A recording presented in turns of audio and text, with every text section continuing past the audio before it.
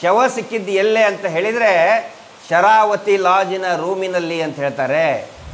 ಶರಾವತಿ ಲಾಜಿನ ರೂಮಿನಲ್ಲಿ ಅಪರಿಚಿತ ಮಹಿಳೆ ಹೆಂಗೆ ಆದಳು? ಇಲ್ಲಿ ಶರಾವತಿ ಲಾಜಿನ ಮಾಲೀಕರು ಯಾರು? ಎಲ್ಲಿ ಬರ್ತದೆ? ಅದರ ಮ್ಯಾನೇಜರ್ ಯಾರು? ಅದರ CEO ಯಾರು? ಪತ್ತೆ ಹಚ್ಚಬೇಕಲ್ಲ ಪೊಲೀಸರಿಗೆ, ಕಷ್ಟನಾ? ಇಲ್ಲಿ ಮಹಿಳೆಯ ಕೊಲೆಯಾಗಿದ್ದು 6ನೇ ತಾರೀಕಿಗೆ, ಅದನ್ನು ದಫನ್ ಮಾಡಿದ್ದು ಕೂಡ 6ನೇ ತಾರೀಕಿಗೆ. ಅನ್ಐಡೆಂಟಿಫೈಡ್ ಡೆಡ್ ಬಾಡಿ ಒಂದು ಬಿದ್ದಾಗ, ಅದು ಕೂಡ ಮರ್ಡರ್ ಇದ್ದಾಗ, ಅದನ್ನು ಸಮೀಪದಲ್ಲಿರುವಂಥ ಮಾರ್ಚರಿಗೆ ಮಿನಿಮಮ್ 3 days ಇಡಬೇಕು, ಮ್ಯಾಕ್ಸಿಮಮ್ ಅಪ್ ಟು 15 days. ಈ ಮಾತು ನಾನು ಮಹೇಶ್ ಶೆಟ್ಟರು ಇಬ್ಬರು ಒಟ್ಟಿಗೆ ಕೂತ್ಕೊಂಡಿದ್ದೀವಿ. ಒಟ್ಟೊಟ್ಟಿಗೆ ನಮ್ಮನ್ನು ಹೇಳ್ತಾರೆ ದುಡ್ಡು ಬಂತು ಅಂತೇಳಿ. ನಾನು ತಮ್ಮ ಮಾಧ್ಯಮದ ಮುಖಾಂತರ ನಾನು SITಗೆ ರಿಕ್ವೆಸ್ಟ್ ಮಾಡ್ಕೊತೇನೆ, ದಯವಿಟ್ಟು ನಮ್ಮನ್ನು ತನಿಖೆ ಮಾಡಿ ಪ್ಲೀಸ್. ನಮಗೆ ಕೇಳಿ ಕೇಳಿ ಸಾಕಾಗಿದೆ. ದುಡ್ಡು ಬಂತಂತೆ, ಕೋಟ್ಯಾಂತರ ದುಡ್ಡು ಬಂತಂತೆ. ಒಂದೇ ಒಂದು ರೂಪಾಯಿ ಏನಾದರೂ ದೇವಸ್ಥಾನಕ್ಕೆ ಅಪಪ್ರಚಾರ ಮಾಡೋದಕ್ಕೆ ತಗೊಂಡ್ರೆ ದಯವಿಟ್ಟು ನಮ್ಮನ್ನು ಜೈಲಿಗೆ ಹಾಕಿ. 6/4/10 ಧರ್ಮಸ್ಥಳ ಪೊಲೀಸ್ ಸ್ಟೇಷನ್ನಿಂದ, ಅಂದರೆ ಪೊಲೀಸ್ ಔಟ್ಪೋಸ್ಟ್, ಅದು ಪೊಲೀಸ್ ಔಟ್ಪೋಸ್ಟ್ನ ಠಾಣಾಧಿಕಾರಿ ಒಂದು ಪತ್ರವನ್ನು ಬರೀತಾರೆ, ಒಂದು ನೋಟಿಸ್ ಇಶ್ಯೂ ಮಾಡ್ತಾರೆ. ಯಾರಿಗೆ? ಧರ್ಮಸ್ಥಳ ಗ್ರಾಮ ಪಂಚಾಯಿತಿಯ ಕಾರ್ಯದರ್ಶಿಗಳಿಗೆ. 2 ಉಲ್ಲೇಖ ಮಾಡ್ತಾರೆ. ಒಂದು, ಅಪರಿಚಿತ ಪುರುಷನ ಶವ, ಆ ಹೆಣವನ್ನು ಡಿಸ್ಪೋಸಲ್ ಅಂತ ಹೇಳಿದ್ರೆ ವಿಲೇವಾರಿ. ಅದೇ ಲೆಟರ್ನಲ್ಲಿ ಇನ್ನೊಂದು ಉಲ್ಲೇಖ ಮಾಡ್ತಾರೆ, ಅಪರಿಚಿತ ಮಹಿಳೆಯ 6/4/10 ಧರ್ಮಸ್ಥಳ ಪೊಲೀಸ್ ಸ್ಟೇಷನ್ನಿಂದ, ಅಂದರೆ ಪೊಲೀಸ್ ಔಟ್ಪೋಸ್ಟ್, ಅದು ಪೊಲೀಸ್ ಔಟ್ಪೋಸ್ಟ್ನ ಠಾಣಾಧಿಕಾರಿ ಒಂದು ಪತ್ರವನ್ನು ಬರೀತಾರೆ, ಒಂದು ನೋಟಿಸ್ ಇಶ್ಯೂ ಮಾಡ್ತಾರೆ. ಯಾರಿಗೆ? ಧರ್ಮಸ್ಥಳ ಗ್ರಾಮ ಪಂಚಾಯಿತಿಯ ಕಾರ್ಯದರ್ಶಿಗಳಿಗೆ. 2 ಉಲ್ಲೇಖ ಮಾಡ್ತಾರೆ. ಒಂದು, ಅಪರಿಚಿತ ಪುರುಷನ ಶವ, ಆ ಹೆಣವನ್ನು ಡಿಸ್ಪೋಸಲ್ ಅಂತ ಹೇಳಿದ್ರೆ ವಿಲೇವಾರಿ.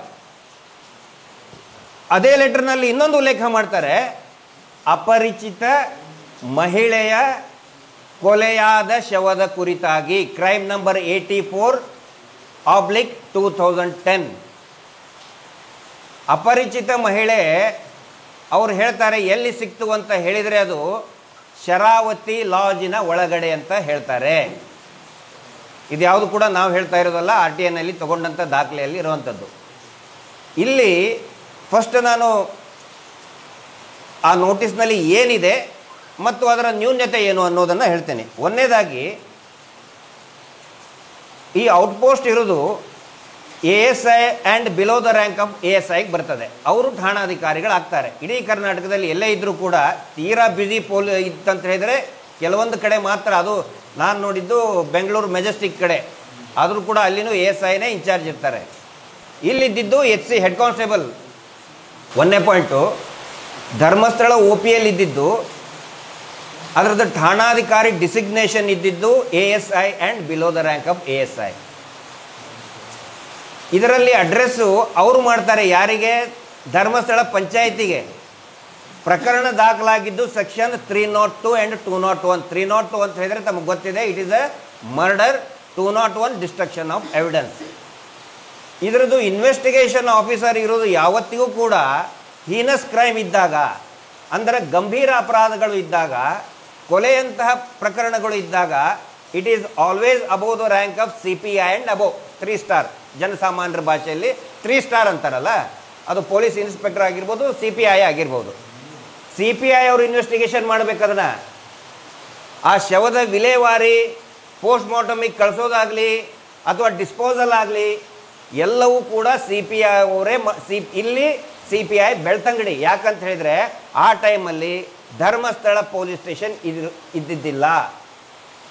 It was working under Belthangady police ಸ್ಟೇಷನ್ನ ಒಂದು OP ಆಗಿ ಕೆಲಸ ಮಾಡ್ತಿತ್ತು.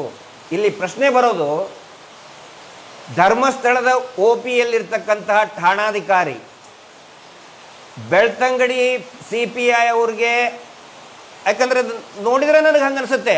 ಯಾಕಂತ ಹೇಳಿದ್ರೆ ಆ ಲೆಟರ್ನಲ್ಲಿ, ಈ ಲೆಟರ್ನಲ್ಲಿ ಬೆಳ್ತಂಗಡಿ CPI ಮಾಹಿತಿನೇ ಇಲ್ಲ. ಅವರ ಸೀಲ್ ಆಗಲಿ, ಸಿಗ್ನೇಚರ್ ಆಗಲಿ, ಅಕ್ನಾಲೇಜ್ಮೆಂಟ್ ಆಗಲಿ ಏನೂ ಇಲ್ಲ. ಇದರಿಂದ ನನಗೆ ಅನಿಸುತ್ತೆ ಬಹುಶಃ ಯಾರು ಇನ್ವೆಸ್ಟಿಗೇಟ್ ಮಾಡುವಂಥ ಅಥರೈಸ್ಡ್ ಆಫೀಸರ್ ಇರ್ತಾರೆ, ದಟ್ ಈಸ್ CPI, ಅವ್ರ ಗಮನಕ್ಕಿಲ್ದೇ ಬರೆದು ಬಿಟ್ಟಿದ್ದಾರೆ ಇವರು ಅನ್ನೋವಂಥ ಸಂಶಯ ಬರುತ್ತೆ. ಯಾಕಂದರೆ ಏನೂ ಇಲ್ಲ ಇಲ್ಲಿ. Only letter correspondence between outpost and Dharmasthala ಗ್ರಾಮ ಪಂಚಾಯತ್, ಇಷ್ಟೇ ಇದೆ ಇದರಲ್ಲಿ. ಇದು ಒಂದು ಗಮನಿಸಬೇಕು. ಎರಡನೇದ್ದು,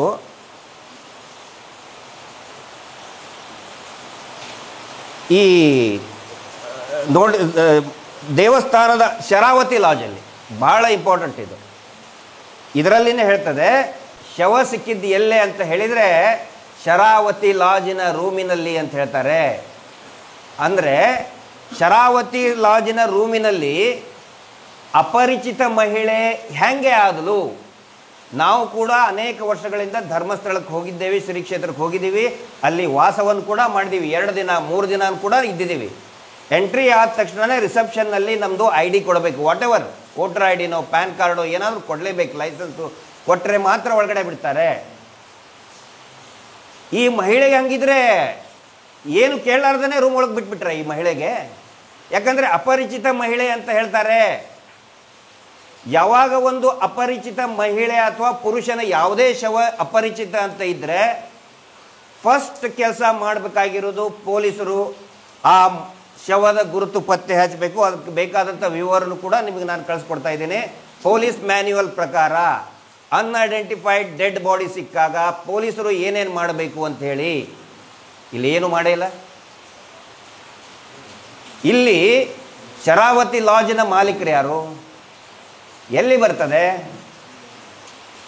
ಅದರ ಮ್ಯಾನೇಜರ್ ಯಾರು? ಅದರ CEO ಯಾರು?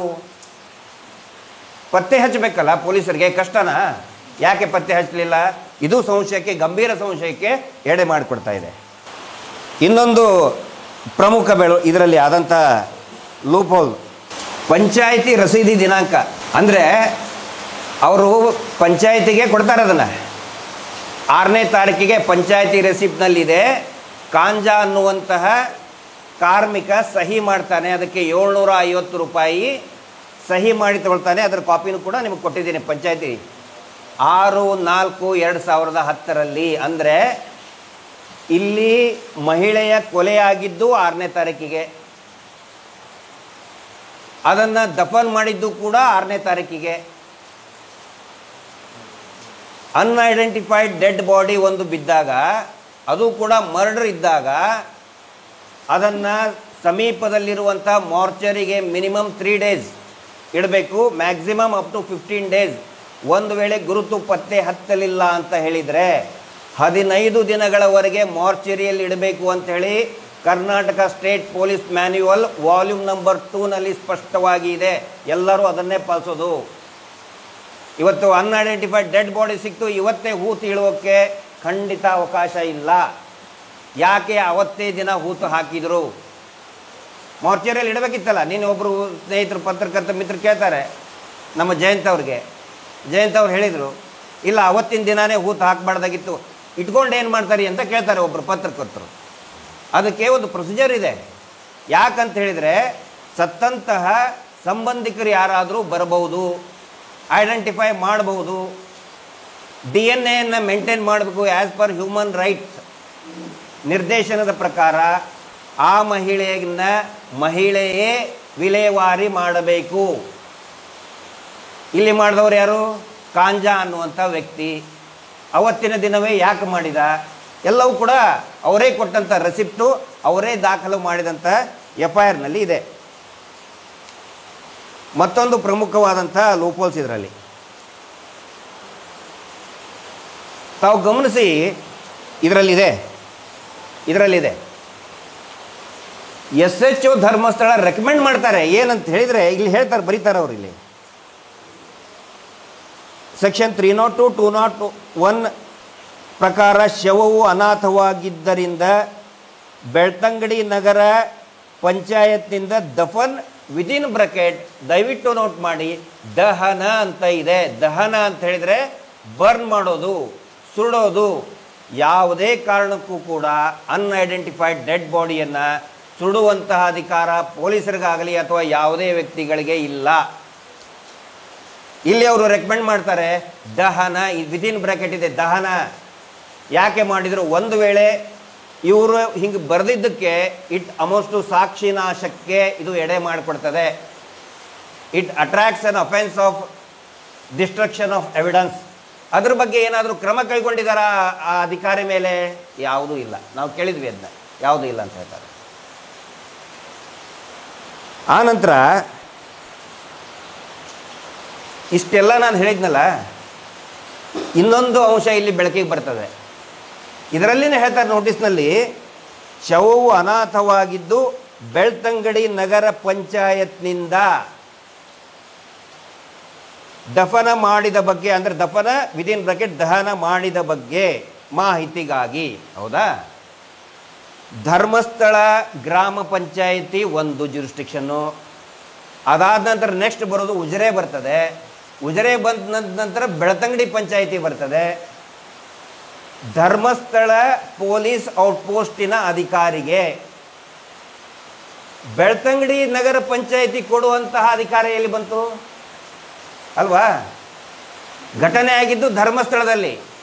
ಇವರು ವಿಲೇವಾರಿ ಮಾಡಿ ಅಂತ ರಿಕ್ವೆಸ್ಟ್ ಕೊಟ್ಟಿದ್ದಲ್ಲಿ ಬೆಳ್ತಂಗಡಿ ನಗರ ಪಂಚಾಯತ್ಗೆ.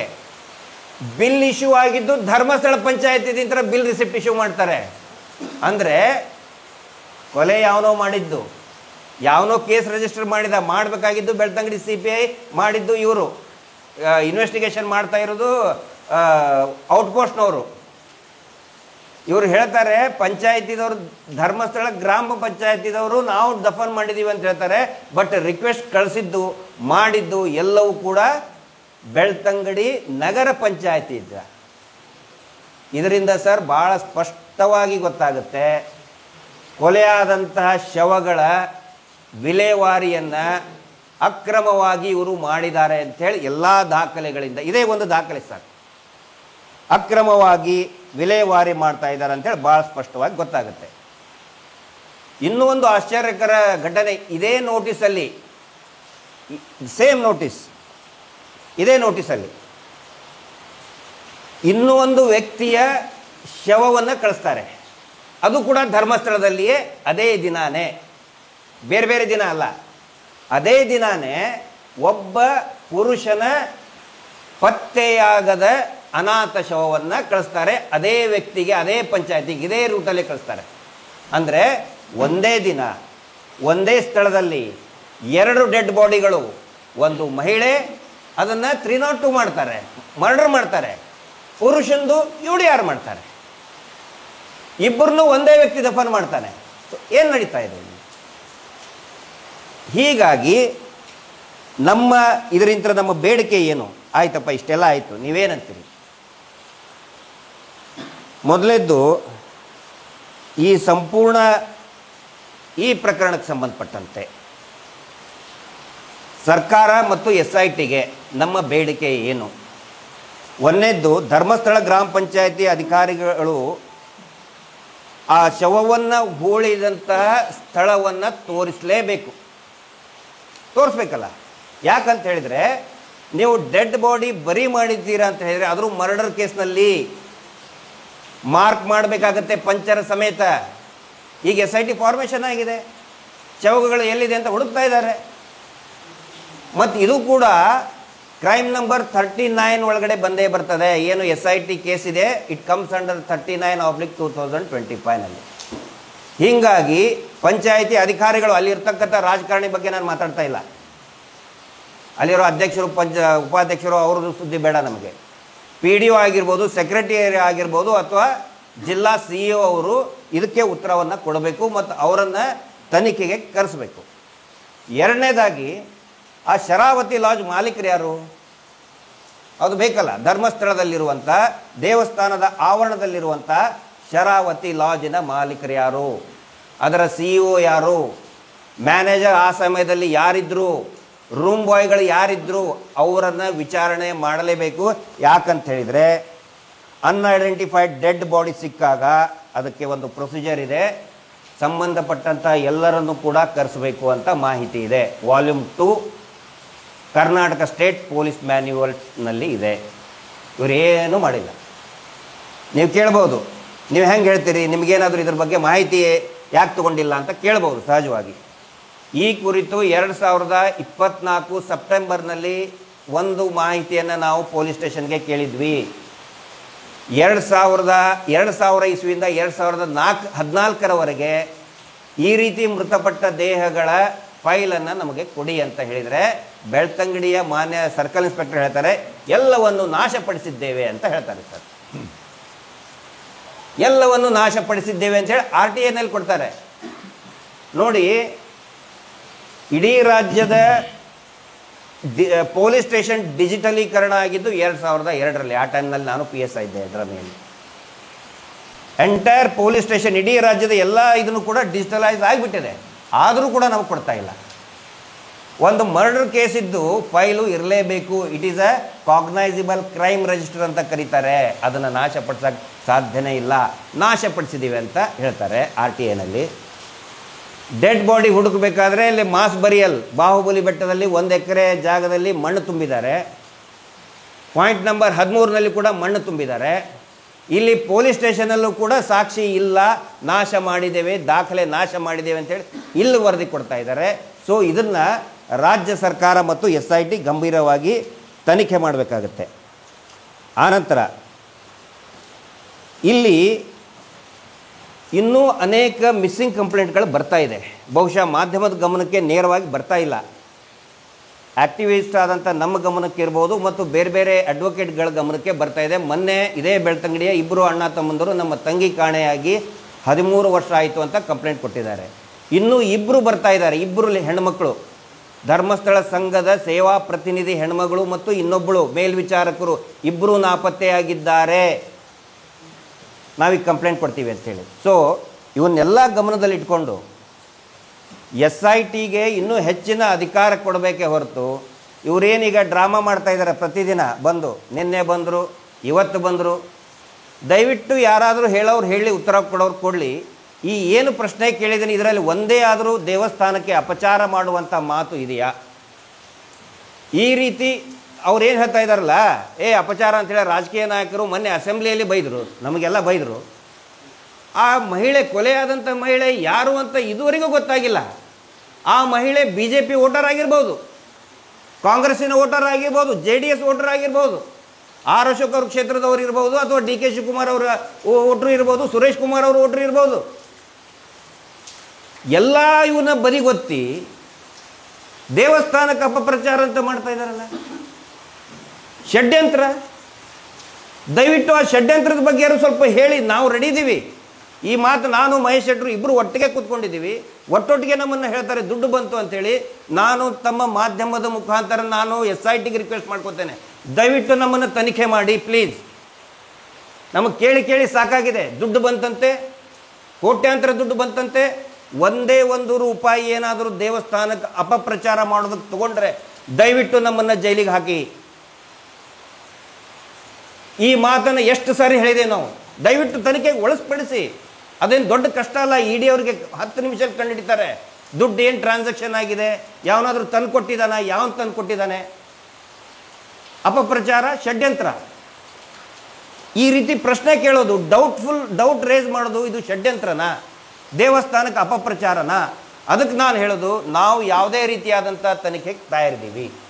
ಫಸ್ಟ್ ನಮ್ಮನ್ನು ಕೂಡ ಅಕಸ್ಮಾತ್ SITಗೆ ಯೋಗ್ಯ ಅನ್ನಿಸ್ತು, ಹೌದಪ್ಪ ಇದು ಷಡ್ಯಂತ್ರ ಇದೆ, ಸುಮ್ಮನೆ ದೇವಸ್ಥಾನಕ್ಕೆ ಅಪಪ್ರಚಾರ ಮಾಡ್ತಾ ಇದ್ದಾರೆ ಅಂತ ಹೇಳಿದರೆ, SIT ಅಲ್ಲ, ಈ ದೇಶದ ಯಾವುದೇ ತನಿಖಾ ಸಂಸ್ಥೆ, ಈ ರಾಜ್ಯದ any kind of economical offences, ದಯವಿಟ್ಟು ನಮ್ಮನ್ನು ತನಿಖೆ ಮಾಡಿ ಅಂತ ನಾನು ಹೇಳ್ತಾ ಇದ್ದೀನಿ.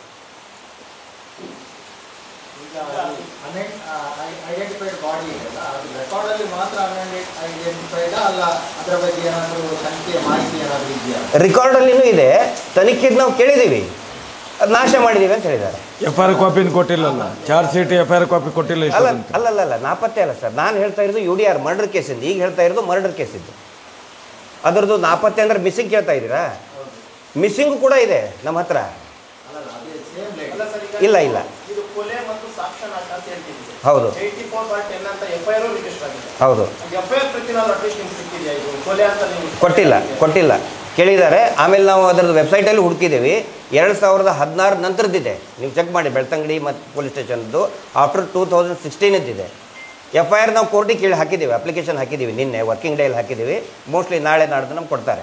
ಪೂರ್ತಿ ಕಾಪಿ ಕೇಳಿದ್ದೀವಿ ನಾವು. ಅಂದರೆ ಪೋಸ್ಟ್ ಮಾರ್ಟಮ್ ಆಗಿದೆಯಾ ಇಲ್ಲ, ಆನಂತರ ಅದಕ್ಕೆ ಪಂಚನಾಮ ಇನ್ಕ್ವೆಸ್ಟ್ ಮಾಡಬೇಕು. ಇನ್ಕ್ವೆಸ್ಟ್ ಮಹಾಜರ್ ಅಂತಾರೆ ಕೊಲೆ ಆದರೆ, ಡೆಡ್ ಬಾಡಿ ಇದ್ರೆ ಇನ್ಕ್ವೆಸ್ಟ್ನು ಕೂಡ ನಾವು ಕೇಳಿದ್ವಿ. ಮೋಸ್ಟ್ಲಿ ನಾಳೆ ನಾಡ್ದೆ ನಮ್ಗೆ ಸಿಗ್ತದೆ. ಯಾರೂ ಇಲ್ಲ ಅಂದರೆ ಅನ್ಐಡೆಂಟಿಫೈಡ್ ಅಂತ ಹೇಳಿದರೆ ಸುಮೋಟೋ ಮಾಡ್ಕೊತಾರೆ. ನೋಡ್ಬೇಕಂದ್ರೆ FIR ನೋಡಿದರೆ ಗೊತ್ತಾಗುತ್ತೆ ಹೂ ಇಸ್ ದ ಕಂಪ್ಲೇನೆಂಟ್ ಅಂತ.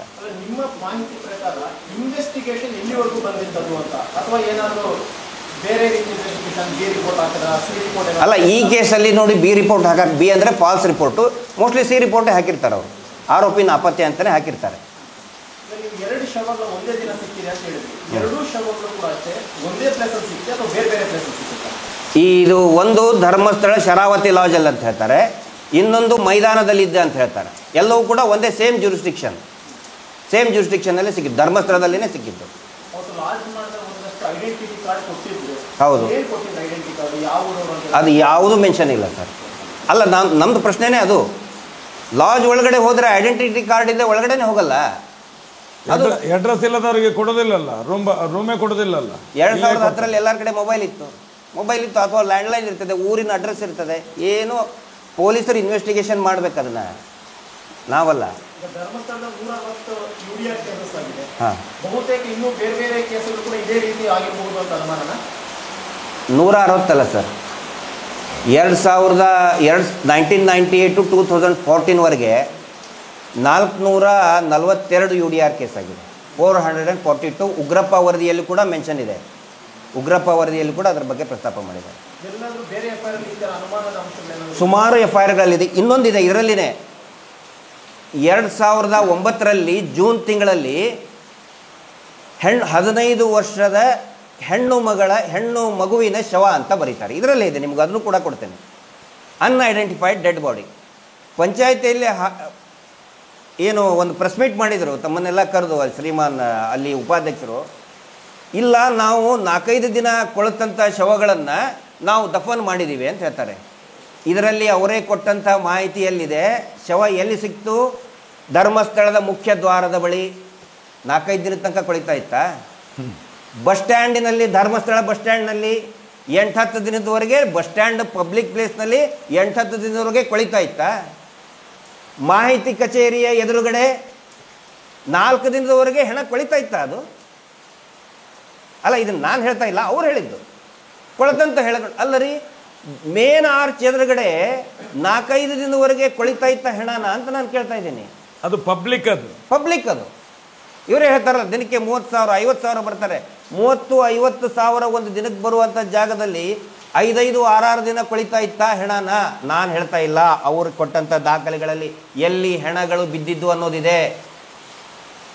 ಜಯಂತ್ ಅವರು RTI ಆಗಿ ಡಾಕ್ಯುಮೆಂಟ್ ತಗೊಂಡಿದ್ದಾರೆ. ನಿನ್ನೆ ಇದೇ ಡಾಕ್ಯುಮೆಂಟ್ ತಗೊಂಡು SIT ಕಚೇರಿ ಬಳಿಗೆ ಬಂದಿದ್ದು. ಹೌದು, ಈ ವಿಚಾರಗಳು ನೀವು ಹೇಳಿದ ಅಂಶಗಳನ್ನ SIT ಅಧಿಕಾರಿ ತಿಳಿಸಿದರೆ ಅವ್ರ ಉತ್ತರ ಏನಿದೆ? ಅವರು ಇನ್ನೂ ಕೂಡ ಇದರದ್ದು ನಾವು ಪರಿಶೀಲನೆ ಮಾಡ್ತೀವಿ ಅಂತ ಜಯಂತ್ ಅವ್ರಿಗೆ ಹೇಳಿದ್ದಾರೆ, ಉತ್ತರ ಕೊಟ್ಟಿದ್ದಾರೆ. ಯಾಕಂದರೆ ಇದರಲ್ಲಿ ನಾವು SIT ಅವ್ರು ಕೇಳ್ಕೊಳ್ಳೋದು ಏನಂತ ಹೇಳಿದರೆ, ಒಂದು ಮೋಡಸ್ ಅಪೊರೆಂಡಿ, ದಯವಿಟ್ಟು ಆ ವ್ಯಕ್ತಿ ಏನು ಹೇಳಿದ್ದಾನೆ, ವಿಸಿಲ್ ಬ್ಲೋವರ್ ಹೇಳಿದ್ದಾನೆ, ಅವನ ಹೇಳಿದ ಮಾಹಿತಿಗೂ ಮತ್ತು ಇಲ್ಲಿ ಕಂಡು ಬರುವಂತಹ ಮಾಹಿತಿಗೂ ಏನಾದರೂ ತಾಳೆ ಆಗ್ತಾ ಇದೆಯಾ?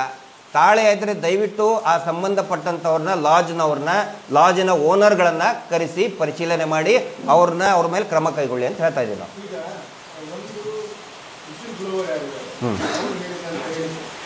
ಅವರು ಕೆಲವು ಸ್ಥಳಗಳನ್ನು ಐಡೆಂಟಿಫೈ ಮಾಡಿದ್ದಾರೆ.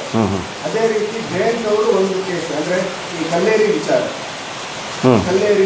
ವಿಚಾರದಲ್ಲಿ ಈಗ ವಿಸಿಲ್ ಬ್ಲೋವರ್ ಯಾವ ರೀತಿ ತೋರಿಸಿದ್ದಾರೆ ಅಂದ್ರೆ, ಜಯಂತ್ ಅವರು ಒಂದು ಹೇಳಿದ್ರು 15 years ಒಂದು ಹುಡುಗಿನ ಇದಾಗಿತ್ತು, ನಾನು ನೋಡಿದ್ದೆ, ಹೆಸರು ಬಂದಿದ್ದು. ಆದರೆ ಇಬ್ಬರದ್ದು ಜಾಗ ಒಂದೇ ವಿಷಯ ಅಲ್ಲ ಇಲ್ಲ, ಸುಮ್ಮನೆ ಅವ್ರು ಕೇಳಿ ಸರ್, ಕೇಳಿ. ಆದರೆ ಒಂದು ಜಾಗ ಬೇರೆ ಬೇರೆ ತೋರಿಸಿದ್ದಾರೆ. ಇಲ್ಲ, ಬೇರೆ ಬೇರೆ ಇನ್ಸಿಡೆಂಟ್, ಬೇರೆ ಬೇರೆ ಪ್ರಕರಣಗಳು. ಅದು ಯಾಕೆಂತ ಹೇಳಿದ್ರೆ ನೋಡಿ, ಮೊನ್ನೆ ಕಲ್ಲೇರಿಯಲ್ಲಿ ಇದು ಮಾಡಿದಾರಲ್ಲ, ನಾನು ಹೇಳ್ತೀನಿ, ಕಲ್ಲೇರಿಯಲ್ಲಿ ಒಂದು ಮಾಡಿದಾರಲ್ಲ, ಕಲ್ಲೇರಿ ಮಾಡಿದ್ದು ಅಲ್ಲಿ SIT ಅವರು ಹಿಂದ್ಗಡೆ ಬರುವಾಗನೇ ಅಲ್ಲಿ ಯಾರೋ ಬಂದು ಹೇಳಿದಾರಲ್ಲ, ಅದು ಜಾಗ ಚೇಂಜ್ ಆಗಿ ಅವ್ರ ಪಾಪ ತುಂಬ ವರ್ಷ ಆಯ್ತಲ್ಲ, ಅವ್ರಿಗೆ ಗೊತ್ತಿಲ್ಲ. ಆವತ್ತು ಬಾಡಿ ಹಾಕುವಾಗ ನಾವೇ ಹಾರೆ ತೊಳಿಲಿಕ್ಕೆ ನೀರೆಲ್ಲ ಕೊಟ್ಟದ್ದು, ಅದು ಇಲ್ಲಿ ಜಾಗ ಅಂತೇಳಿ ಅವರು SIT ಅವರಿಗೆ ತೋರಿಸಿದ್ದಾರೆ ಅವರು.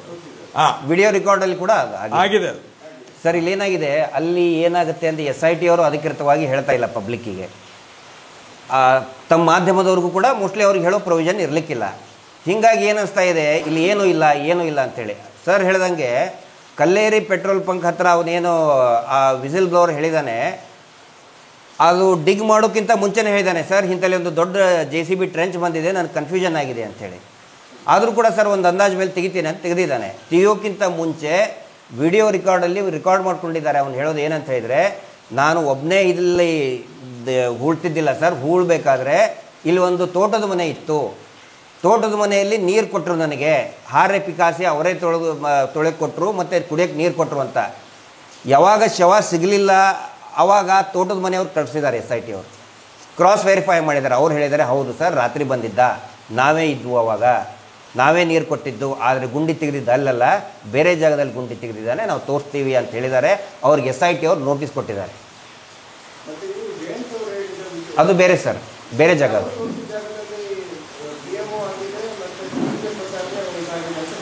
ಯಾರು ಹೇಳಿದ್ರಿ ಸರ್ ಅದನ್ನ?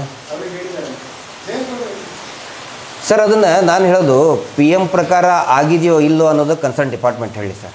ನಾನು ಕೂಡ ಅದಕ್ಕೆ ಅಥರೈಸ್ಡ್ ಪರ್ಸನ್ ಅಲ್ಲ. ಆದರೆ ಅಲ್ಲಿ ಅದಕ್ಕೆ ಸಂಬಂಧಪಟ್ಟಂಥವ್ರು ಯಾರ್ಯಾರಿದ್ದಾರೆ ನನಗೆ ಗೊತ್ತಿರೋದು ನಾನು ನಿಮಗೆ ಹೇಳ್ತಾ ಇದ್ದೀನಿ. ಫೋನ್ ಮಾಡಿ ಅಲ್ಲಿ ಒಬ್ಬರು ಫೋನ್ ಮಾಡಿದರು, ಇದೇ ಗ್ರಾಮಸ್ಥರು ಫೋನ್ ಮಾಡಿದರು ಪೊಲೀಸರಿಗೆ. ಫೋನ್ ಮಾಡಿ 4 ದಿನ ಆದಮೇಲೆ ಬಂದಿದ್ದಾರೆ. ಅವರಲ್ಲೂ MRF ಟಯರ್ ಕಂಪ್ನಿಯಲ್ಲಿ ಕೆಲಸ ಮಾಡ್ತಿದ್ರು ಬೆಳ್ತಂಗಡಿಯಲ್ಲಿ. ಫೋನ್ ಮಾಡಿ 4 ದಿನ ಆದಮೇಲೆ ಬಂದಿದ್ದಾರೆ ಪೊಲೀಸರು. ಬರಬೇಕಾದ್ರೆ ಒಂದು ಬಾಟಲ್ ಇಟ್ಟು ಜೊತೆಗೆ ಡೆತ್ ನೋಟ್ ಕೂಡ ಅವರೇ ಬರ್ಕೊಂಡು ಬಂದಿದ್ರಂತೆ. ಜೀವನದಲ್ಲಿ ಜಿಗುಪ್ಸೆಗೊಂಡು ಆತ್ಮಹತ್ಯೆ ಮಾಡಿಕೊಳ್ಳುತ್ತಿದ್ದೇನೆ ಅಂತೇಳಿ ಅದೇ ಪೊಲೀಸ್ ಸಿಬ್ಬಂದಿ ಬಂದು ಅಲ್ಲಿ ಇಟ್ಟು ಫೋಟೋ ಹೊಡ್ಕೊಂಡು ಅಲ್ಲೇ ಅದನ್ನು ಹಾಕಿಸಿ ಹೋಗಿಬಿಟ್ಟಿದ್ದಾರೆ ಅಂತ ಮಾಹಿತಿ ನಮಗಿದೆ. ಇದನ್ನೆಲ್ಲವೂ ಕೂಡ SIT ಆ ಪೊಲೀಸ್ ಸಿಬ್ಬಂದಿನೂ ಕೂಡ ಕರೆಸ್ಬೇಕಲ್ಲ. ಅಲ್ಲ ನೋಡಿ, ಅದನ್ನು ನಾನು 4 ಜನ. ಹೌದು ಸರ್. ಹಾಂ ಹೌದು ಹಾಂ ಹೌದು. ಡೆಡ್ ಬಾಡಿ ನೋಡಿದರೆ ಅಂದರೆ ಸ್ಕೆಲೆಟನ್ ಫಾರ್ಮೇಷನ್ ನೋಡಿದರೆ ಗೊತ್ತಾಗುತ್ತೆ ಪೋಸ್ಟ್ ಮಾರ್ಟಮ್ ಆಗಿದೆಯೋ ಇಲ್ಲೋ ಅಂಥೇಳಿ. ತಲೆಗೆ ಇದನ್ನು ಹೊಡೆದಿದ್ದರೆ ಅದು ಪೋಸ್ಟ್ ಮಾರ್ಟಮ್ ಆಗಿದೆ ಅಂಥೇಳಿ. ಆಗಿಲ್ಲ ಅಂತ ಹೇಳಿದರೆ ಇದು ವಿದೌಟ್ ಪೋಸ್ಟ್ ಮಾರ್ಟಮ್ ತಂದು ಹಾಕಿದ್ದಾರೆ ಅಂತೇಳಿ ಅದನ್ನು ಎಕ್ಸ್ಪರ್ಟ್ ಹೇಳ್ತಾರೆ. ಅದನ್ನು ಜಯಂತ್ ಅವರು SIT ಕಚೇರಿಯಿಂದ ಹೊರಗಡೆ ಬಂದು ಒಂದು ವಿಚಾರ ಹೇಳಿದ್ರು, ನಾನು ಈ ಕೇಸ್ನ ಬಗ್ಗೆ ಹೇಳಿದೆ, ಬಟ್ ಧರ್ಮಸ್ಥಳ ಸ್ಟೇಷನ್ ಕಂಪ್ಲೇಂಟ್ ಕೊಡಿ ಅಂತ ಹೇಳಿದ್ದಾರೆ ನನಗೆ. ಈ ಬಗ್ಗೆ ನೀವು ಸ್ಪೆಸಿಫಿಕ್ ಕಂಪ್ಲೇಂಟ್ ಕೊಡ್ತೀರಾ ಹೇಗೆ ಸರ್? ಈಗ ಅದು ತಾವು ಇನ್ನೊಂದು ಜಯಂತ್ ಅವ್ರದ್ದು ಹೇಳಿದಾರಲ್ಲ, ಅದರಲ್ಲಿ ಒಬ್ಬರು ಐ ವಿಟ್ನೆಸ್ ಇದ್ದಾರೆ, ಅವರಿಗೆ ಬೆದರಿಕೆ ಕೊಟ್ಟಿದ್ದಾರೆ. ಕೇಶವ್ ಬೆಳಾಲ್ ಅನ್ನೋರು ಧರ್ಮಸ್ಥಳ ಅವರು ಪಂಚಾಯತಿಯಲ್ಲಿ 10 ವರ್ಷ ಅಧ್ಯಕ್ಷ ಆಗಿದ್ದವನು ಕೇಶವ ಬೆಳಾಲ್. ಅವರು ಆ ಸಾಕ್ಷಿಗೆ ಏನಂತ ಬೆದರಿಕೆ ಕೊಟ್ಟಿದ್ದಾರೆ, ಏನು ಭಾರಿ ಸಾಕ್ಷಿ ಹೇಳ್ತಿ ಅಂತ ನೀನು ಅಂತ ಹೆದರಿಕೆ ಹಾಕಿದ್ದಾರೆ. ಅವರು ಸ್ಟೇಷನಿಗೆ ಹೋದರೆ ಕೇಸ್ ರಿಜಿಸ್ಟರ್ ಮಾಡಿಲ್ಲ. ಕೇಸ್ ರಿಜಿಸ್ಟರ್ ಮಾಡದೆ ಅವ್ರನ್ನ ಕರೆಸಿ ರಾಜಿ ಪಂಚಾಯತಿ ಮಾಡಿ ಅವರು ಅಡ್ವೊಕೇಟ್ ಅಂತ ಕೇಶವ ಬೆಳಾಲ್ ಅವರು 15-20 ವರ್ಷದ್ದು ಅವರು ಬರೆದು ಕೊಟ್ಟಿದ್ದಾರೆ. 28 ವರ್ಷ. ನಾವು ಇನ್ಮೇಲೆ ಇವ್ರ ತಂಟೆಗೆ ಬರೋದಿಲ್ಲ ಅಂತ ಬರೆದು ಕೊಟ್ಟಿದ್ದಾರಂತೆ. ಯಾರಿಗೆ ಅವ್ರು ಹೆದರಿಕೆ ಹಾಕಿದ್ದು? ತಾವು ಹೇಳಿದ್ರಲ್ಲ ಸರ್ ಪ್ರಕರಣ, ಆ ಪ್ರಕರಣದ ಪ್ರಮುಖ ಸಾಕ್ಷಿ SITಯಲ್ಲಿ ಕೂಡ ಹಿ ಈಸ್ ಅ ವಿಟ್ನೆಸ್. ಅವ್ರಿಗೆ ಹೆದರಿಕೆ ಹಾಕಿದ್ದಾರೆ. ಅಲ್ಲ, ಜಯಂತ್ರ ನೋಡಿದ್ದಾರೆ. ಜಯಂತ್ರ ಮತ್ತು ಅವ್ರು ಎಲ್ಲರೂ ಒಟ್ಟಾಗೆ ಇದ್ದಿದ್ದವಾಗ. ಅಂದ್ರೆ 3 ದಿನದಿಂದ ಕೊಟ್ಟಿದ್ರು, ನಿನ್ನೆ ಸ್ಟೇಷನ್ಗೆ ಕರೆಸಿದ್ರು ಅವರು. ನಿನ್ನೆ ಆಗಿರೋದು ಸ್ಟೇಷನ್ಗೆ ಕಂಪ್ಲೇಂಟ್ ಎಲ್ಲ ಆಗಿದೆ. ಆದ್ರೆ ಅದೇ 28 ವರ್ಷದ ಏನು ಲಾಯರ್ ಬಂದು ಸ್ಟೇಟ್ಮೆಂಟ್ ಕೊಟ್ಟದಿದ್ದು, ನಾನಿನ್ನು ತಂಟೆಗೆ ಹೋಗುದಿಲ್ಲ ಅಂತೇಳಿ. ಯಾಕೆ ಹೇಳಬೇಕು ಮಾಡದವ? ಆನಂತರ ಇನ್ನೊಬ್ರು ನಿಮ್ಗೆ ಗೊತ್ತಿದೆ, ನಾನು ಶವ ಹೂತ್ ಹಾಕೋದು ನೋಡಿದ್ದೇನೆ ಅಂತೇಳಿ ತುಕಾರಾಮ್ ಅನ್ನೋರು ಕೂಡ SIT ಕಂಪ್ಲೇಂಟ್ ಕೊಟ್ಟಿದ್ದಾರೆ. ಅದು ರಿಜಿಸ್ಟರ್ ನೋಟ್ ಆಗಿದೆ. ಅವರಿಗೆ ಕೃಷ್ಣಾ ಸಿಂಗ್ ಅವರು, ಮಾನ್ಯ ನಡೆದಾಡುವ ವ್ಯಕ್ತಿಯ ಆಪ್ತ ಕಾರ್ಯದರ್ಶಿ ಕೃಷ್ಣಾ ಸಿಂಗ್ ಅವರು ದೂರವಾಣಿ ಕಾಲ್ ಮಾಡಿ, ಆ ಕಾಲ್ ರಿಜಿಸ್ಟರ್ ಇದೆ, ಅವ್ರ ಫೋನ್ ನಂಬರ್ ಇದೆ, ಎಷ್ಟರಿದ್ರೆ ಎಷ್ಟೊತ್ತಿನ ತನಕ ಮಾತಾಡಿದ್ರು ಅನ್ನೋದು ಕೂಡ ಇದೆ. ಅವ್ರು ನಾವು ಬರೋಕೆ ಹೇಳಿದ್ವಿ, ಬಟ್ ಅವರು ಬರಲಿಲ್ಲ. ತುಕಾರಾಮ್ ಅವರು ಬರಲಿಲ್ಲ. ಬಂದಿದ್ದರೆ ಅವ್ರ ಫೋನ್ನೇ ನಿಮಗೆ ತೋರಿಸ್ತಾ ಇದ್ರು, ಅದು ಸ್ಕ್ರೀನ್ಶಾಟು ಕಳಿಸ್ತೇವೆ. ಕೃಷ್ಣಾ ಸಿಂಗ್ ಅವರು ಇಲ್ಲ ಸರ್, 1 ನಿಮಿಷ. ಕೃಷ್ಣಾ ಸಿಂಗ್ ಅವರು ನಡೆದಾಡುವ ವ್ಯಕ್ತಿಯ ಆಪ್ತ ಕಾರ್ಯದರ್ಶಿಯ ಆದಂಥ ಕೃಷ್ಣಾ ಸಿಂಗ್ ಅವರು. ಅವ್ರು ಯಾಕೆ ಇವ್ರು ಫೋನ್ ಮಾಡಬೇಕು, ನೀನು ಹೋಗಬೇಡ ಅಲ್ಲಿ, ಯಾಕೆ ಸಾಕ್ಷಿ ಕೊಡ್ತೀಯ ಅಂಥೇಳಿ? ಅದನ್ನ ಅವ್ರ ಬಾಯಿಂದನೇ ಕೇಳಿ ಸರ್, ನಾನು ಹೇಳಿದರೆ ಥರ್ಡ್ ಪರ್ಸನ್ ಆಗ್ತೀನಿ. ಈಗ ಮೊನ್ನೆ ದೂರುದಾರ ಒಂದು ಖಾಸಗಿ ಚಾನಲ್ ಇಂಟರ್ವ್ಯೂ ಕೊಡ್ತಾರೆ. ಆ ಇಂಟರ್ವ್ಯೂ ಸಂದರ್ಭದಲ್ಲಿ ಒಂದಷ್ಟು ಅಂಶಗಳ ಒಂದಷ್ಟು ಪಾಯಿಂಟ್ಸ್ ನ ನೀವು ಅಲ್ಲಿ ಕೂತ್ಕೊಂಡು ಹೇಳ್ತಾ ಇದ್ರಿ ಅನ್ನೋ ಒಂದು ಅಲಿಗೇಷನ್. ನಿಜವಾಗ್ಲೂ ನೀವು ಅಲ್ಲಿದ್ರ ಅಲ್ಲ, ದೂರುದಾರ ಹಿಂದೆ ಇರೋಂಥ ನೀವೇ? ಅಲಿಗೇಷನ್ ಕರೆಕ್ಟ್ ನೀವು ಕೇಳಿದಿ. ಮೊನ್ನೆ ಸುಮಾರು ಜನ ಹೇಳ್ತಾ ಇದ್ದಾರೆ, ಆ ದೂರುದಾರ ವ್ಯಕ್ತಿಯ ಹಿಂದೆ ಇರೋದು ಯಾರು ಅಂತ ನಮ್ಗೆ ಗೊತ್ತಿದೆ ಅಂತೆಲ್ಲರೂ ಹೇಳ್ತಾ ಇದ್ದಾರೆ. ಅದು ಒಂದು ಇಂಡಿಯಾ ಟುಡೇದಲ್ಲಿ ನೀವು ನೋಡಿದಾರಲ್ಲ, ವಾಯ್ಸು ನಂದು ಅಂತ ವಾಯ್ಸು. ಸರ್, ವಾಯ್ಸು ಅದು ವ್ಯಕ್ತಿ ಹಿಂದಿನ ಥರ ಬರ್ತೈತಾ ಮುಂದಿನ ಥರ ಬರ್ತೈತಾ? ಪಕ್ಕದಿಂದ ಥರ ಬರ್ತೈತಾ ಅಥವಾ ಮುಂದಿನ ಥರ? ಆ ವ್ಯಕ್ತಿಯ ಹಿಂದೆ ಯಾರೂ ಇಲ್ಲ, ಆ ವ್ಯಕ್ತಿಯ ಜೊತೆಗೆ ಇರೋದು ನಾವೆಲ್ಲ. ಇಡೀ 100 ಜನ ಇದ್ದಾರೆ, ಇದರಲ್ಲಿ ಯಾವುದೇ ಮುಚ್ಚುಮರೆ ಇಲ್ಲ. ಆ ವ್ಯಕ್ತಿಯ ಹಿಂದೆ ಯಾರೋ ಇದ್ದಾರೆ ಅನ್ನೋದು ದಯವಿಟ್ಟು ಬಿಟ್ಬಿಡಿ. ಆ ವ್ಯಕ್ತಿಯ ಜೊತೆಗಿರೋದು, ಆ ವ್ಯಕ್ತಿಯ ಜೊತೆಗೆ 100 ಜನ ಇದ್ದಾರೆ, ಸಾವಿರಾರು ವಕೀಲರು ಇದ್ದಾರೆ. I am one among them. ಇದರಲ್ಲಿ ಇದು ಷಡ್ಯಂತ್ರ, ಯಾರೋ ಇದ್ದಾರೆ, ಮಟ್ಟಣ್ಣವ್ರು ಏನೋ ಆಡ್ತಾ ಇದ್ದಾರೆ, ಖಂಡಿತ ಮುಚ್ಚುಮರೆ ಮಾಡಲ್ಲ. ಖಂಡಿತ ನಾನು ಹೇಳ್ತಾ ಇದ್ದೀನಿ, let them ask us for enquiry. ನಮ್ಮನ್ನು ಕರೀಲಿ. ಅವನೊಬ್ಬ ವಿಟ್ನೆಸ್, ಅವನ ಆರೋಪಿ ಅಲ್ಲ, ವಿಟ್ನೆಸ್ ಅವನು. ಈಗ ನೀವು ಒಂದ್ ಕಡೆ ಹೇಳಿದ್ರಿ, ಅವರು ಕೆಲವು ದಾಖಲೆಗಳು ಇಲ್ಲ, ಅದು ಇಲ್ಲ, ಡಿಸ್ಟ್ರಾಯ್ ಮಾಡಿದೆ ಅಂತ. ಆದ್ರೆ ಒಂದು ಅಂಶ ಇದೆ, ಯಾವ ಕೇಸ್ಗಳು ಫೈನಲ್ ರಿಪೋರ್ಟ್ ಆಗ್ತದೆ ಡಿಸ್ಟ್ರಾಯ್ ಮಾಡಬೇಕು ಅಂತ ಒಂದು ಆರ್ಡರ್ ಇದೆ. ಎಕ್ಸಾಕ್ಟ್ಲಿ, ಹೌದು ಅಲ್ವಾ? ಹೌದು. ಆ ಇದ್ರ ಮೇಲೆ ಅವರು ಡಿಸ್ಟ್ರಾಯ್ ಮಾಡಿರ್ತಾರೆ ಸರ್. 2002ನಲ್ಲಿ ಡಿಜಿಟಲೈಸ್ ಆದಮೇಲೆ ಡಿಸ್ಟ್ರಾಯ್ ಹೆಂಗಾಗುತ್ತೆ? ಆನಂತರ ಫೈನಲ್ ರಿಪೋರ್ಟ್ 302 ಎಲ್ಲಿದೆ? ಫೈನಲ್ ರಿಪೋರ್ಟ್ ಏನಾಗಿದೆ? ಇದು 2010 ಕೇಸ್ ಅಲ್ವಾ? Murder case. ಹೇಗೆ ಡಿಸ್ಟ್ರಾಯ್ ಮಾಡ್ತಾರೆ? ಡಿಜಿಟಲೈಸ್ ಆಗಿದೆ ಅಂತ ಹೇಳ್ತಿದ್ರಿ. ನಾವೀಗ ಇದು ಪ್ರೆಸೆಂಟ್ ಇದು ಮಾತಾಡ್ತಾ ಇದ್ದೇವಲ್ಲ, ಇದು ಹೇಗೆ ಯಾಕೆ ಕೊಡ್ತಿಲ್ಲ? ಮತ್ತೆ ಡಿಜಿಟಲೈಸ್ ಆಗಿರೋಂಥದ್ದು ಡಾಕ್ಯುಮೆಂಟ್ ಇರ್ಬೇಕಲ್ಲ ಕಂಪ್ಯೂಟರ್ ಅಲ್ಲಿ. 1 ಎಕರೆ ಹೂತಿಟ್ಟಿದ್ದ ಜಾಗದಾಗನೇ ಮಣ್ಣು ಹಾಕಿದ್ದಾರೆ. ಇದನ್ನ ಹೆಂಗೆ ಕೊಡ್ತಾರೆ? ಡಿಜಿಟಲೈಸ್ ಆಗಿದೆ, ಅದು ಬೇಕಾದ್ರೆ ಜೀವನ ಕೂಡ ತೆಗೆದುಕೊಡ್ತೇನೆ ನಿಮಗೆ. ಪಾಯಿಂಟ್ 1 ಇಂದ 5 ತನಕ ಮಣ್ಣು ಹೋಗಿದೆ. ಅಲ್ಲ, ಡಿಜಿಟಲ್ 13 ಕೆಲಸ ಆಗಿದೆ, 16 ಕೆಲಸ ಆಗಿದೆ. ಸರಿ, ಇವ್ರಿ ನಾನು ಅದು ಸ್ಪೆಸಿಫಿಕ್ ಆಗಿ ಹೇಳ್ತೇನೆ. ಏನು ರೆಫರೆನ್ಸ್ ಕೊಟ್ಟಿದ್ದಾರೆ ಅಂತ ಹೇಳಿದ್ರೆ, ಕೆಲವೊಂದು ದಾಖಲೆಗಳನ್ನು ನಾಶ ಮಾಡ್ಬೋದು. ಯಾವುದು? ನಮ್ಮ ಪೊಲೀಸ್ ಸ್ಟೇಷನ್ನಲ್ಲಿ ಇದ್ದಂಥ ಸಿಬ್ಬಂದಿಗಳು, PSI ಇದ್ದು ವೇತನ, ವೆಹಿಕಲ್ದ ಅಲೌನ್ಸು ಅವೆಲ್ಲ ಇರ್ತಾವಲ್ಲ, ಡಿಸ್ಟ್ರಾಯ್ ಮಾಡ್ಬೋದು. ಬಟ್ ಕಾಗ್ನೈಸಿಬಲ್ ಕ್ರೈಮ್ ರಿಜಿಸ್ಟ್ರಿ ಇರ್ತದೆ. UDR ಮತ್ತು ಮರ್ಡರ್ ಕೇಸ್ ಎಲ್ಲ ಕಾಗ್ನೈಸಿಬಲ್ ಕ್ರೈಮ್ ರಿಜಿಸ್ಟ್ರು. ಪ್ರತಿ ವರ್ಷ ಬಿಳಿ ಬಟ್ಟೆ ಅಥವಾ ಕೆಂಪು ಬಟ್ಟೆಯಿಂದ, ಹೀನಸ್ ಅಫೆನ್ಸ್ ಇದ್ದರೆ ಕೆಂಪು ಬಟ್ಟೆಯಿಂದ ಸುತ್ತಬೇಕು, ನಾನ್ ಹೀನಸ್ ಇದ್ದರೆ ಬಿಳಿ ಬಟ್ಟೆಯಿಂದ ಸುತ್ತಿ ಇಡಬೇಕು. ಅವನ್ನ ಡಿಸ್ಟ್ರಾಯ್ ಮಾಡೋಕ್ಕೆ ಅವಕಾಶ ಇಲ್ಲ ಅಪ್ ಟು 25 years. ಇವತ್ತು ಬಿಜೆಪಿ ಒಂದು ಆರೋಪ ಮಾಡಿದ್ರು, ಫಾರಿನ್ ಇಂದ ಫಂಡ್ ಬರ್ತಿದೆ, ಹೌದು ಸರ್, ಬ್ಯಾಕಪ್ ಟೀಮ್ ಅಂತ. ನೀವು ಹೇಳಿದ್ರಿ ಹೌದು, ದೂರದಾರ ಜೊತೆ ನಾವೇ ಇರೋದು ಅಂತ. ಸೊ ಅಂದ್ರೆ ನಿಮಗೆ ಫಂಡ್ ಬರ್ತಿದೆ ಅಂತಾನೆ. ಹೌದು ಸರ್. ಈಗ ಏನಂತ ಹೇಳಿದ್ರೆ, ಜಗತ್ತಿನಲ್ಲಿ ಎಷ್ಟು ಮುಸ್ಲಿಂ ರಾಷ್ಟ್ರಗಳಿದೆ, ಎಷ್ಟು ಕ್ರಿಶ್ಚಿಯನ್ ರಾಷ್ಟ್ರಗಳಿದೆ, ಎಲ್ಲ ಮುಸ್ಲಿಂ ರಾಷ್ಟ್ರಗಳಿಂದನೂ ಯಾವ್ಯಾವ ಮುಲ್ಲಾಗಳು, ಯಾವ್ಯಾವ ಮೌಲ್ವಿಗಳು ದುಡ್ಡು ತಗೊಂಡು ಬಂದಿದ್ದಾರೆ, ಕ್ರಿಶ್ಚಿಯನ್ ರಾಷ್ಟ್ರಗಳಿಂದ ಯಾವ್ಯಾವ ಪಾದ್ರಿಗಳು ದುಡ್ಡು ಕೊಟ್ಟು ಬಂದಿದ್ದಾರೆ, ಅದೆಲ್ಲ ಎಕ್ಸೆಲ್ ಶೀಟಲ್ಲಿ ಹಾಕಿದ್ದೀವಿ. ಅದಕ್ಕೆ ಹೇಳ್ತೀವಿ, SIT ದವ್ರ ತನಿಖೆಗೆ ನಮಗೆ ಕರೆದ್ರೆ ಯಾರ್ಯಾರು, ಯಾವ ಮೌಲ್ವಿಗಳು, ಯಾವ ಪಾದ್ರಿಗಳು ನಮಗೆ ದುಡ್ಡು ಕೊಟ್ಟಿದ್ದಾರಲ್ಲ, ಎಕ್ಸೆಲ್ ಶೀಟ್ನಲ್ಲಿ ಹಾಕಿ ನಾವು ಕೊಡ್ತೀವಿ ಸರ್. ಅಲ್ಲ, BJP ಅವರು ಅಂತ ಹೇಳಿದ್ರಲ್ಲ, ಯಾರದು? ಇವತ್ತು ಬಿಜೆಪಿಯ ಪ್ರತಿಯೊಬ್ಬ ನಾಯಕರು ಕೂಡ ಬಿಜೆಪಿ ನಿಯೋಗ ಬಂದಿತ್ತು ಧರ್ಮಸ್ಥಳಕ್ಕೆ. ಆ ಟೈಮ್ ನಲ್ಲಿ ಆತನ ಹಿಂದೆ ಒಂದಷ್ಟು ಜನ ಒಂದು ಟೀಮ್ ವರ್ಕ್ ಮಾಡ್ತಿದೆ ಅಂತಂದ್ರು. ಗಿರೀಶ್ ಅವರು ಹೇಳಿದ್ರು, ಹೌದು, ಆತನ ಜೊತೆ ನಾವೇ ಇರೋದು ಅಂತಂದ್ರು. ಸೊ ಆ ಒಂದು ಕಾರಣಕ್ಕೋಸ್ಕರ ಪ್ರಶ್ನೆ. ಹೌದು ಸರ್. ಅಲ್ಲ, BJP ಅವರು ಹೇಳ್ತಾರೆ ನಮಗೆ ಇಂಟರ್ನ್ಯಾಷನಲ್ ಫಂಡ್ಗಳು ಬರ್ತಾ ಇದೆ ಅಂತ. ಹಾಗೆ ಹೌದು ಹೌದು, ಇವರೇ ಕೊಟ್ಟಿರ್ಬೋದು ನಮಗೆ. ಅವ್ರಿಗೆ ಗೊತ್ತಿರ್ತದಲ್ಲ, ಕೊಟ್ಟಿರೋರಿಗೆ ಗೊತ್ತಿರೋದಲ್ಲ, ನಾವು ದುಡ್ಡು ಬರ್ತದೆ ಅಂತ ಅವರೇ ಕೊಟ್ಟಿರ್ಬೋದಲ್ವಾ ಸರ್. ದುಡ್ಡಿನ ಅತಿ ಹೆಚ್ಚು ಆಸೆ ಹಚ್ಚವರೇ ಇವರು, ಈ ಧರ್ಮೋದ್ಯಮಿಗಳೇ. ಪ್ರತಿಯೊಬ್ಬರಿಗೂ ಕೂಡ ಅವರೇ ಹಚ್ತಾ ಇದ್ದಾರೆ. ನಮ್ಗೆ ದುಡ್ಡಿನ ಆಸೆ ಇದ್ದರೆ ಅವ್ರ ಹತ್ರ ನಾವು ಇಸ್ಕೊತಿದ್ವಲ್ಲ ಸರ್ ನಾವು. ಅದಕ್ಕೆ ನೋಡಿ, ದುಡ್ಡು ಫಾರಿನ್ ಫಂಡ್ ತೊಗೊಳ್ಳೋದು ಕೂಡ it is a severe offence. ಅದು ಇಟ್ ಈಸ್ ಅನ್ ಅಫೆನ್ಸ್. ಇಡಿಗೆ ಗೊತ್ತಾಗಲಾರ್ದೆ ತೊಗೊಳ್ತಾ ಇದೀವಿ ಅಂತ ಹೇಳಿದ್ರೆ ನಾವು ದೊಡ್ಡ ಕ್ರಿಮಿನಲ್ಗಳು. ನಾವು ಅಕಸ್ಮಾತ್ ಇಡೀ ಕಣ್ಣು ತಪ್ಪಿಸಿ ನಾವು ತೊಗೊಂಡಿದ್ವಿ ಅಂದರೆ ಅದು ಭಯೋತ್ಪಾದನೆ, ಇಟ್ ಇಸ್ ಇಕನಾಮಿಕಲ್ ಟೆರರಿಸಮ್. ಅದು ಕೇಸ್ ಮಾಡಲಿ ಅಲ್ಲ ಸರ್. ಹಂಗೆ ಮಾಡಿದ್ವಿ ಅಂದರೆ ಯಾವಾಗ ನಮ್ಮನ್ನು ಅರೆಸ್ಟ್ ಮಾಡಿದ್ರು. ಕೊಡ್ಲಿ ಅಲ್ಲ, ಅಯ್ಯೋ ಖಂಡಿತ ಕೊಡ್ಲಿ ಸರ್. ಇದು ಏನು ಗೊತ್ತಾ, ಇಡಿಗೆ ಅವ್ರದೇ ಸರ್ಕಾರ, BJP ಅವ್ರದೇ ಸರ್ಕಾರ ಇರೋದಲ್ಲ, ಕೊಡ್ಲಿ ಸರ್, ಪ್ಲೀಸ್ ಕೊಡ. NIA ಕೊಡ್ಲಿ, NIA ಕೊಡ್ಲಿ, FBI ಕೊಡ್ಲಿ, ಟ್ರಂಪ್ ಅವ್ರು ಮಾಡಲಿ, ಯಾರಾದ್ರೂ ಮಾಡಲಿ ಸರ್, ಯಾರು ಬೇಕಾದ್ರೂ ಮಾಡಲಿ. ಯಾರು, ನಮ್ದು ಪಾರದರ್ಶಕತೆ ಹೋರಾಟ, ಸತ್ಯ. ಆಮೇಲೆ ನಾವು ಹಂಗೆ ತಗೊಂಡಿದ್ರೆ ನಮ್ಮನ್ನು ಯಾವಾಗ ಅರೆಸ್ಟ್ ಮಾಡ್ತಿದ್ರು, ಬಿಡ್ತಿದ್ದಿಲ್ಲ. ನಮ್ದೆಲ್ಲ ಜಲ್ದಿ ಹಿಡಿದ್ಬಿಟ್ಟಿದ್ದಾರೆ. ಆಸ್ತಿ ಎಷ್ಟು ನಮ್ದು, ಎಲ್ಲೆಲ್ಲಿ ಹೋಗ್ತೀವಿ, ಏನು ಮಾಡದೆ ಜಿಲ್ಲೆ ಅಲ್ಲೆಲ್ಲಿ ಕೇಸ್ ಹಾಕಿದ್ದಾರೆ. ಇದನ್ನೊಂದು ದುಡ್ಡು ಬಂದ್ರೆ ಬಿಡ್ತಾರ? ಮೂರ್ಖತನದ ಮಾತುಗಳಷ್ಟೇ. ಹೇಗಾದ್ರೂ ಮಾಡಿ ಅತ್ಯಾಚಾರಿಗಳನ್ನು ರಕ್ಷಣೆ ಮಾಡಬೇಕಷ್ಟೇ, ಏನು ಮಾಡ್ಲಿಕ್ಕಾಗುದಿಲ್ಲ. ಕೊಟ್ಟಿಲ್ಲ ಸರ್. ಕೊಟ್ಟರೆ ಹೋಗ್ತೀವಿ, ಎಕ್ಸ್ಪೆಕ್ಟ್ ಮಾಡ್ತಾ ಇದ್ದೀವಿ, ಕೊಟ್ಟರೆ ಹೋಗ್ತೀವಿ. ಕಾಯ್ತಾ ಇದ್ದೇವೆ ಕೊಡಬೇಕು ಅಂತ. ತಮ್ಮೆಲ್ಲರ ಒಂದು ಸಹಕಾರ ಇರಲಿ ಸರ್. ಯಾಕಂದರೆ ಬಹಳ ಅತಿ ದೊಡ್ಡದಾದಂತಹ ಪ್ರಕರಣ ಇದು. 40-50 ವರ್ಷಗಳಿಂದ ಅನೇಕ ಜನ ಹೋರಾಟ ಮಾಡಿದ್ದಾರೆ, ಸತ್ತು ಹೋಗಿದ್ದಾರೆ. ನಾವು ಈಗ ನಾವು ಭಾಳ ಚಿಕ್ಕವರು, ಹೋರಾಟದ ಮುಂದೆ ಮಹೇಶ್ ಶೆಟ್ಟರ್ ಮುಂದೆ ನಾನು ಭಾಳ ಚಿಕ್ಕವನು. ಆದರೆ ಏನಿದೆ, ಒಂದು ಹಂತಕ್ಕೆ ಬಂದಿದೆ. ಈ ಅಪಪ್ರಚಾರ ಮಾಡ್ತಾರೆ. ಇವತ್ತು ಯಾವುದೋ ಒಂದು ಒಂದು ನ್ಯೂಸ್ ಪೇಪರಲ್ಲಿ ನೋಡಿದೆ, ಅವನಿಗೆ 2 ಹೊಡೆದರಂತೆ, ನಮಗೂ ಹೊಡೆದಾರಂತೆ SIT ಅವರು, ಪೇಪರಲ್ಲಿ ಹಾಕಿದ್ದಾರೆ. ದಯವಿಟ್ಟು ಅಂಥ ಅಪಪ್ರಚಾರಗಳನ್ನು ಮಾಡೋಕ್ಕೆ ಹೋಗಬೇಡಿ. ಯಾಕಂದರೆ ಕೋಟ್ಯಾಂತರ ಜನರ ಪ್ರಾರ್ಥನೆ ಇದೆ ಇದರ ಹಿಂದೆ. ನಾವು ತಪ್ಪು ಮಾಡಿದರೆ ನಮಗೆ ತಿದ್ದು ಹೇಳಿ, ಗಿರೀಶ್ ಅವರೇ, ಮಹೇಶ್ ಶೆಟ್ಟಿ ಅವರೇ, ನಮಗೆ ಹೇಳಿ. ನಾವು ತಪ್ಪು ಮಾಡಿದರೆ ನಾವು ತಿದ್ಕೋತೀವಿ. ಯಾಕಂದರೆ ಕ್ರಿಟಿಸೈಸ್ ಮಾಡುವಂಥ ಅಧಿಕಾರ ಮಾಧ್ಯಮದವ್ರಿಗೆ ಇದೆ.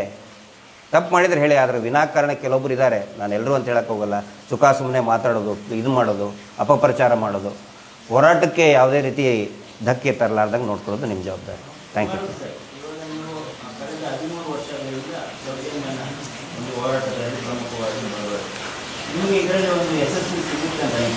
ಖಂಡಿತ ಸರ್, ಸಿಗಲೇಬೇಕಲ್ಲ. ಇವತ್ತು ಜನಾದೇಶ ಒಂದು ಕಡೆಯಿಂದ ಮತ್ತೊಂದು ಕಡೆಯಿಂದ ನ್ಯಾಯಾಂಗದ ಒಳಗಡೆ ಒಂದು ಸಾವಿರಾರು ವಕೀಲರು ಇವತ್ತು ಕೆಲಸ ಮಾಡಲಿಕ್ಕೆ ಪ್ರಾರಂಭ ಮಾಡಿದ್ದಾರೆ. ಇವತ್ತೇನು ಸಣ್ಣ ಜನಗಳಲ್ಲ, ಇವತ್ತು ಮಧ್ಯದಲ್ಲಿರೋದು ಅತ್ಯಾಚಾರಿಗಳು ಮತ್ತು ಅವರ ಚೇಲಗಳು ಮಾತ್ರ ಉಳಿದಿರುವುದು. ಈಗ ಸಿಗುತ್ತೆ ಅಲ್ಲ, ಈಗ ಡೆಡ್ ಬಾಡಿ ಸಿಗ್ಲಿಲ್ಲ ಅಂತ ಹೇಳ್ತಾರಲ್ಲ, ಒಂದು ಅವಕಾಶ ಈ ಗ್ರಾಮಸ್ಥರಿಗೂ ಕೂಡಿ ಎಲ್ಲರಿಗೂ ಬೇಕಾದ್ರೆ ನಾವೇ ಅಖಾಡಕ್ಕೆ ಇಳಿತೀವಿ. ಇದು ಯಾವುದು ಕೂಡ ಸುಳ್ಳಲ್ಲ. ಧನಂಜಯ್ ಅವರು ಇದನ್ನ ಕೇಸ್ ತಗೊಂಡಿದ್ದಾರೆ, ಖಂಡಿತ ಇದನ್ನ ನೋಡಿದರೆ ಬಹಳ ನಮಗೆ ಪ್ರೂವ್ ಆಗುತ್ತೆ. ಒಂದು ಅವಕಾಶ ಗ್ರಾಮಸ್ಥರು ಕೇಳ್ತಾ ಇದ್ದಾರೆ, ದಯವಿಟ್ಟು ಎಲ್ರಿಗೂ ಒಂದು ಅವಕಾಶ ಕೊಡಿ. ಎಲ್ಲ ಕಡೆನೂ ಕೂಡ ಡೆಡ್ ಬಾಡಿ ಸಿಕ್ಕೇ ಸಿಗ್ತದೆ. ಇಲ್ವೇ ಇಲ್ಲ ಅನ್ನೋದು ದೊಡ್ಡ ಸುಳ್ಳು.